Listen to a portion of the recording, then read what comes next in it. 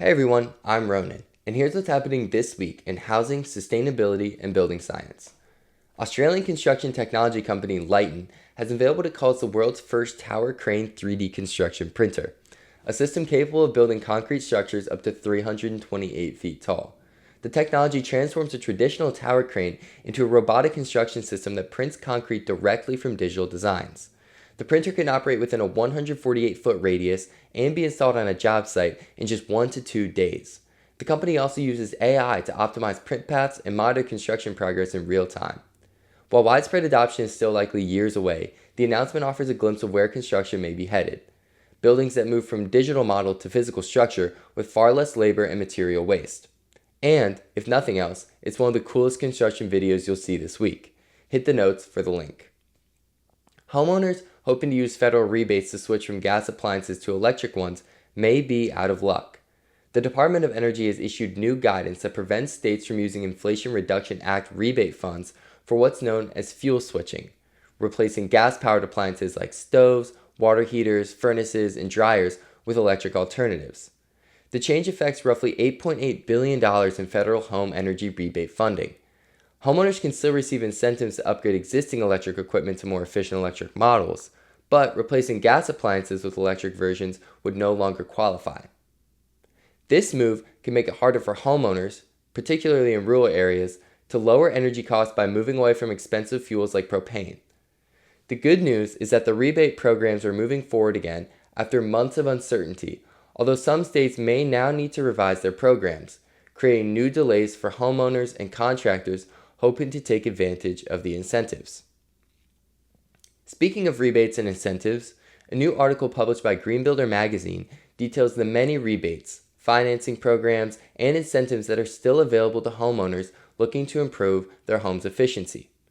The article highlights programs offered by utilities, state energy offices, manufacturers, and contractors that can help offset the cost of upgrades like heat pumps, insulation, air sealing, solar systems, and heat pump water heaters.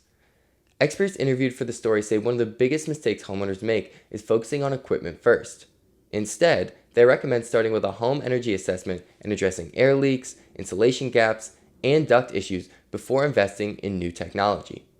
The article also points readers to several searchable databases, including Rewiring America, Desire, Energy Star's Rebate Finder, and state energy office resources that can help homeowners uncover incentives that they may not know exist. You can find the full article in our show notes. A Minnesota judge has temporarily halted construction of Google's proposed Project Skyway data center campus after environmental groups challenged the review process. The 482-acre project would include at least 100 acres of data center development and is expected to be powered by Xcel Energy. The ruling doesn't kill the project, but it does spotlight a growing issue we're seeing across the country. As tech companies race to build the infrastructure needed for AI and cloud computing, communities are increasingly asking tough questions about environmental impacts, energy demand, water use, and local oversight. It's the latest example of a broader trend. From Reno to Minnesota, data centers are becoming one of the most contested forms of development in America. In a related story, there's a new wrinkle in data center development on the horizon.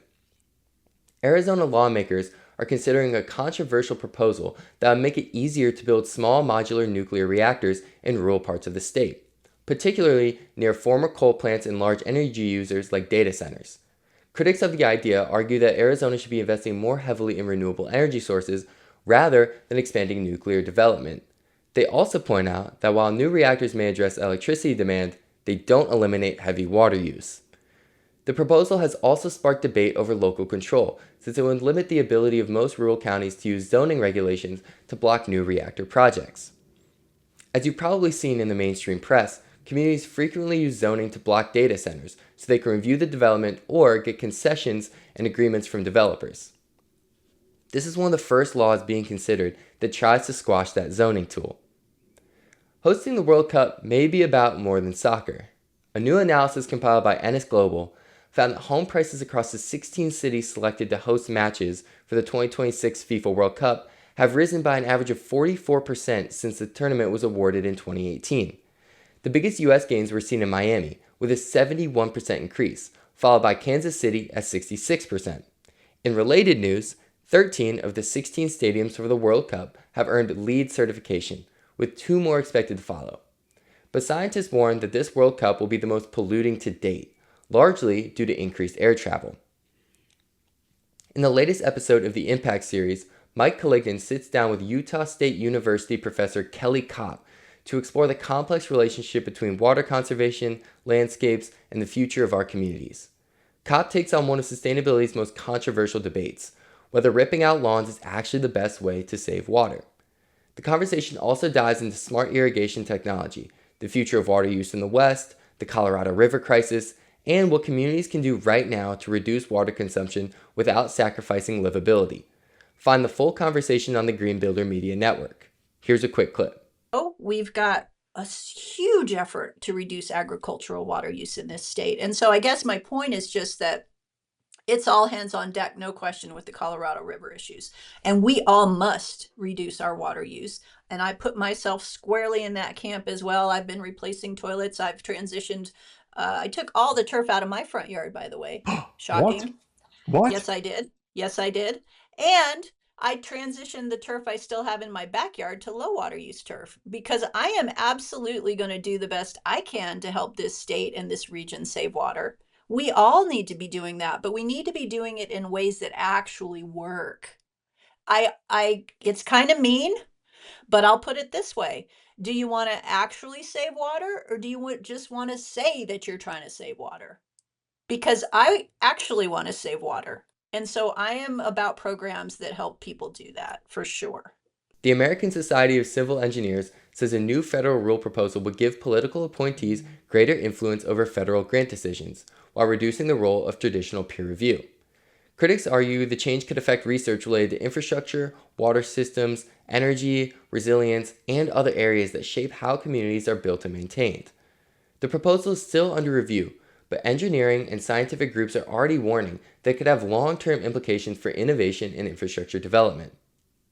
The Insurance Institute for Business and Home Safety, or IBHS, has expanded its wildfire prepared program to include standards for entire neighborhoods and multifamily communities.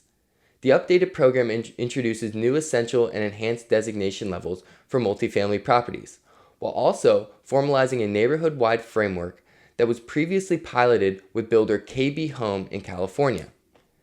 IBHS also updated its requirements for single-family homes, including revised guidance on landscaping, vegetation management, decks, and other features that can influence how a fire spreads. The Wildfire Prepared program is currently available in 14 states across the West and Southwest.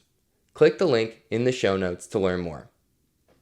Speaking of fire resilience, our editor's project of the week addresses fire resistance. FirePoint introduced a 10-foot OSB, a fire-resistant structural sheathing solution that provides up to 90 minutes of fire resistance when used in wall assemblies, exceeding code by 50% or more. The larger panel is also intended to help builders work more efficiently by reducing seams and speeding installation on taller wall assemblies. Green Builder Media's next webinar is about a very timely topic. Sam Rashkin will present The Housing Affordability Crisis is Worse Than You Think on Wednesday, June 24th at 2 p.m. Eastern Time. It's not as much of a bummer as the title suggests. In fact, it will address what builders can do today and smarter strategies for home buyers. Click the link in the show notes to register. That's the news for this week. Don't forget to check out all the industry events highlighted in the show description. There's some great ones. Please like, share, and subscribe to our pod, and I'll see you next week. Before you click away, make sure you subscribe to the podcast wherever you listen. And don't miss the daily coverage on sustainability, housing, and what's next for home building at greenbuildermedia.com. Stay informed, stay ahead.